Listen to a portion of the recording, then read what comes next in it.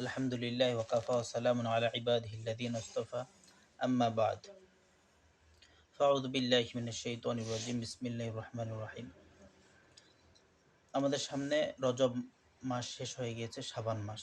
আল্লাহ রাসূল সাল্লাল্লাহু আলাইহি ওয়াসাল্লাম যখন রজব মাস আসতেন তখন এই দোয়াটি পড়তেন, আল্লাহুম্মা বারিক লানা ফি রজব ওয়া শাবান ওয়া বাল্লিগনা রমাদান। এটা শেষ হওয়ার পরে রজব শেষ, এখন শাবান মাস আমাদের সামনে উপস্থিত হয়েছে। এই শাবান মাসকে নিয়ে আল্লাহ রাসূলের একটি হাদিস আছে, ইযা কানাত লাইলাতুন নিসফু মিন শাবান ফাকুমু লাইলাহা ওয়া সুমু নাহারাহা। আল্লাহ রাসূলের এই হাদিসটিকে নিয়ে আমাদের মাঝে বিভেদ দেখা যায়।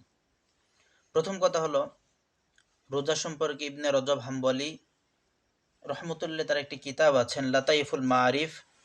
এই লাতাইফুল মাআরিফের তিনি 189 নং পৃষ্ঠায় তিনি বলছেন, আম্মা সিয়ামু ইয়াউমুন নিসফি ফাগায়রু মানহিয়্যিন আনহু, যে ইয়াউমুন নিসফ অর্থাৎ শাবানের 15 তারিখে যে রোজা, এই রোজাটি রাখা যাবে। ফাগায়রি মানহিয়্যি আনহু, এটা রাখা নিষেধ নয়। সুতরাং ইবনে রজব হাম্বলির লাতাইফুল মাআরিফের 190 নম্বর পৃষ্ঠার কথা অনুযায়ী বোঝা যাচ্ছে চাইলে আমরা এই রোজাটা রাখতে পারি। কেন?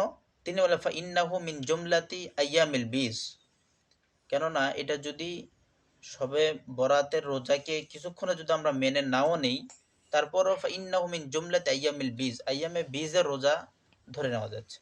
সুতরাং এই রোজাকে রাখা আমাদের জন্য অনেকগুলো অপশনাল আছে। প্রথম নম্বর অপশনাল হলো, আল্লাহ রসুলের একটা হাদিস আছে।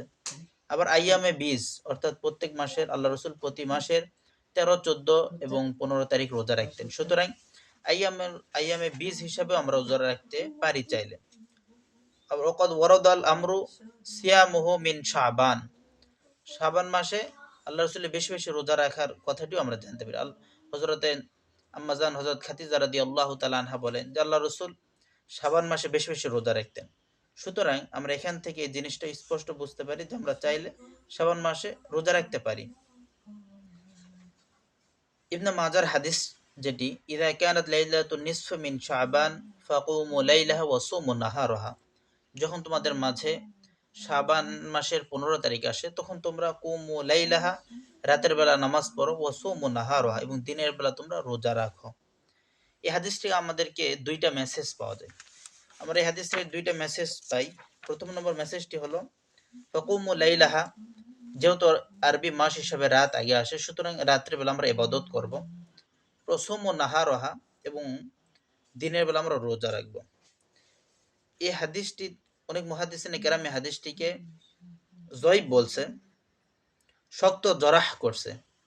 তার মানে কেননা এই হাদিসের রাবি একজন আছে ইবনে আবি সাবরা, ইবনে আবি সাবরার উপরে অনেকে শক্ত জরা করছে। তারা বলছে যে তার জেন শক্তি কম ছিল, তার মেধা শক্তি কম ছিল, এই কারণে অনেকে হাদিসটিকে দুর্বল বলছে।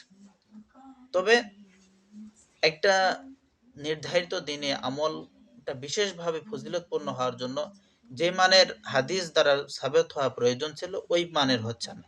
তবে যেহেতু এখানে আইয়ামে বীজ পাওয়া যাচ্ছে, আবার আল্লাহ রসুলের অনেক হাদিস পাওয়া যাচ্ছে, আবার ওয়াকাদ ওয়ারাদাল আমরু মিন সিয়ামিহি মিন শাবান, শাবান মাসের রোজা সম্পর্কেও যেহেতু হাদিস পাওয়া যাচ্ছে, সুতরাং আমরা চাইলে রোজা রাখতে পারি। এখানে দ্বন্দ্ব করার, বাড়াবাড়ি করার কোনো প্রয়োজন আসে না। আল্লাহ তাআলা আমাদের জন্য বলছে, ওয়াজআলনাকুম উম্মাতান ওয়াসাতাল লিতাকুনু শুহাদা, আমি তোমাদেরকে মধ্যমপন্থা উম্মত হিসেবে বানাইছি। সুতরাং আমরা চাইলে এখানে শাবান মাসের 15 তারিখে রাতের বেলা যে যতটুকু পারে নফল ইবাদত করতে পারি, এবং দিনের বেলা যার শরীর ভালো আছে, যে সুস্থ আছে, সে চাইলে রোজাও রাখতে পারে, সমস্যা নেই। আল্লাহ তাআলা আমাদেরকে সঠিক বুঝে সঠিকটা জেনে আমল করার তৌফিক দান করুক। ওয়া আখির দাওয়ানা।